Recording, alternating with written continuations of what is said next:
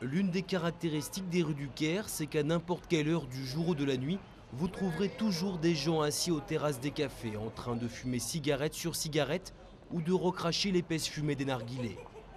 Dans les kiosques de la capitale qui vendent de tout, des dosettes de café au chewing-gum, le produit vedette, c'est sans aucun doute le paquet de cigarettes. Je ne sais pas pourquoi, mais les Égyptiens adorent fumer. Même les jeunes enfants ici fument. Ici, j'ai vu des enfants de 10 ans à peine avec des cigarettes. Il y a aussi des sexagénaires qui fument 2 ou 3 paquets par jour. L'année dernière, le ministère de la Santé a obligé les cigarettiers à ajouter des messages d'avertissement sur leurs paquets. Une grande première qui a mis les fumeurs égyptiens face au danger du tabac. Au début, ça a eu un impact. Ensuite, nous avons caché l'image et puis au bout d'un moment, on n'avait plus besoin de faire ça. C'était devenu invisible. Le gouvernement égyptien sait que ce n'est pas ce genre de campagne qui inversera la tendance.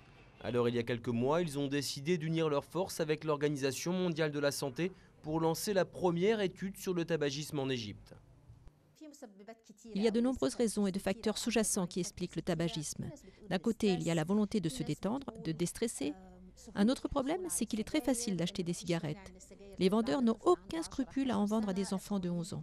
Nos lois anti-tabac ne sont pas respectées. Le gouvernement égyptien et l'OMS espèrent qu'après avoir ciblé les causes du tabagisme, ils pourront lutter plus efficacement contre la cigarette et réduire le nombre de fumeurs.